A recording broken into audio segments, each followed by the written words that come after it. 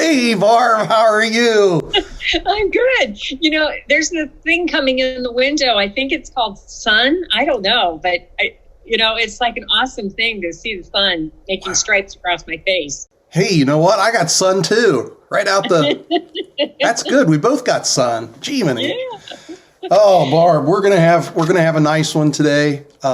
We need to keep these at 10 minutes, so I'm gonna set the timer, and it's started. Good executive function there, Ron. So we know we've got 30 seconds on, so I'll end us 30 seconds early. So I'm. Go ahead. You introduce yourself first. Hi, everyone. Welcome to 10 Minutes with Barb and Ron. Barb Gentili Green, Centerburg Local Schools, and the member of the UDL Collaborative in Ohio, an awesome group of people. Man, Ron Rogers from OCALI. And I'll agree, that UDL Collaborative, boy, that's some of the smartest people in the world. They just, I can't get started or I'll never stop on how great they are. So we got a great topic today. Are you wondering what it's about, Barb? I am. What is it, Ron? Oh, I love to talk about culture. And when we talk about culture, one of the things we got some real positive feedback on some of our others just lately. And they talked about how you and I talk in a way that we're always trying to empower the kids, empower their voice. And, that's universal design for learning without a doubt, and the different principles that allows us to do that. So I thought maybe we could talk about, how we can empower our students in the classroom and how teachers might be able to use some of those strategies. And of course, in 10 minutes, we're just going to talk about some really easy ones.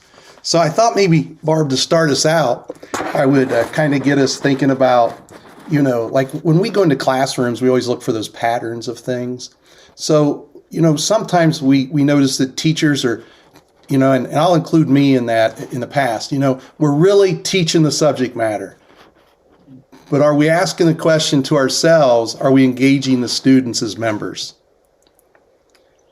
Yeah. Oh, Ron, I can remember as adult professional development that I was doing, you have always brought that message to me, even with our adults. And so it is something that I have to keep in mind, is that I'm so concerned about, am I getting through everything that I want everybody to learn? And you would always stop me and, you'd ask me about somebody in the audience or make sure I had that relationship. You were really sneaky about it, but it's so true. Like, we get caught up in that, but you're right. Like, it's all about relationships, isn't it? It is. And you're always so kind to say those things. And I don't notice that I do it, I don't think, but it is neat to watch people in the audience. And I was lucky enough when we worked, together that, I could kind of keep an eye on those things because, you were so busy making sure everything was coordinated and going along perfect. So I could kind of watch those other things that I do enjoy and appreciate, which is that. So with that said, we really need to think about, and I want to contextualize this because I know it's important to all of us. And that is ask yourself, after the day's over, who did most of the thinking during the day? Who's tired? Yeah. Are the kids tired? Are they the ones that did the thinking, or did we do the thinking plus the work? Or, it's funny how we try to, sometimes if we stay busy, we think we're doing a great job. Right.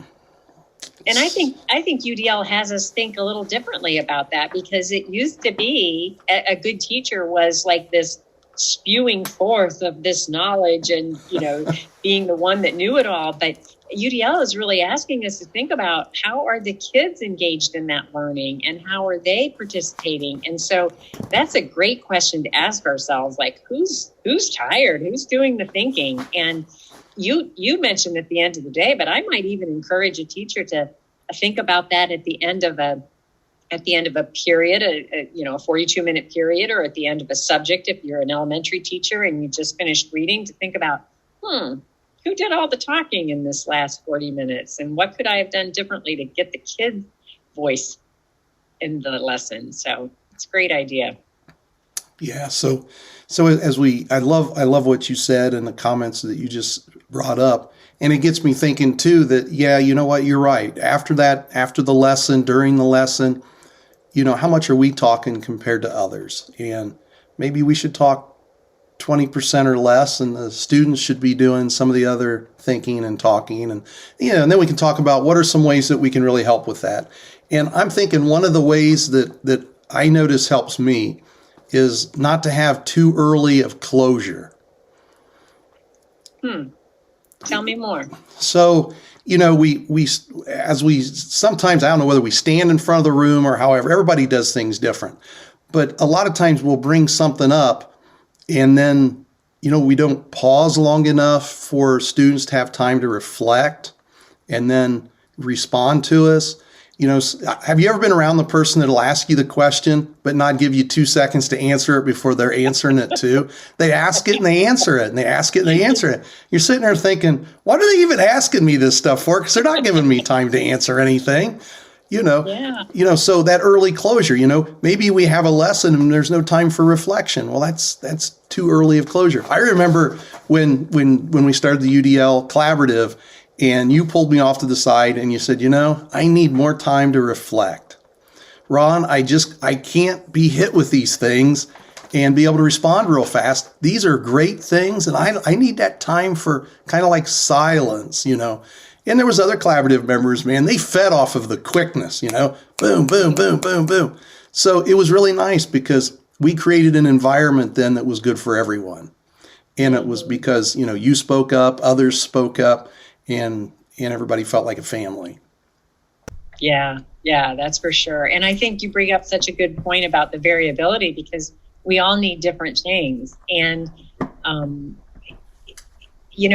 UDL asked us to have kids reflecting on what was today's goal and that making sure we're really communicating that clearly. But then at the end of the learning, so where are you now on the goal? What do you understand? What don't you understand? And so really, truly, to do UDL, we have to have that time for kids to reflect and think about their learning against that learning goal for the session. Yeah. So in other words, we have to have a pretty tight goal. Yeah. Yep. Firm goal, flexible means, right? And then with that, I got to throw this one in there too, just for this is a big one, and I don't think people think about it, but it's body language. We can do the couple strategies that we just mentioned, but there's the body language that's involved. We can ask the question and say, no, we're going to give you a little time for reflection. Okay, who's got the answer?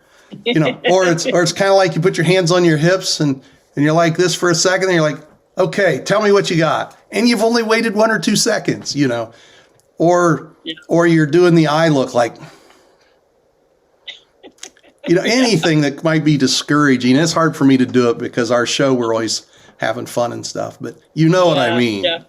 It's the old tapping the foot too. Oh, yeah. Come on. Tap the foot, look at the clock. Oh gosh, we don't have time for this. Yep. And just one last thought that I want to throw out there, Ron, because we have talked about this in our videos, is collaboration. And one of the ways that we really can collaborate with others is to have somebody come in and give us some feedback. Watch us in action and give us some feedback about that. Are we doing an early closure? Are we giving time for reflection? I think it's a way we can collaborate. So that's my final thought on the subject. What do you have? Okay, well, my final thought now, since you said that, would be, like the UDL collaborative, we use a process observer. Oh, yeah. We get assigned students to be, have a student as a process observer. Whoa. Oh, yeah. Change it up. Look at you go. Oh, yeah. You see, you just spur my mind. You just get my mind going there, Barb. And yeah, so we have a student as a process observer. And you know what? Maybe, our next, maybe this will blend right into our next one that we do after this one, Barb, because there's some good stuff. And our time's up. So you already kind of said you ended it. So I'm going to really bring it to an end. Ron is out.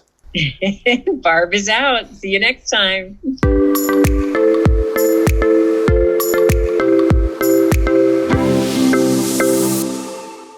YouTube, please subscribe.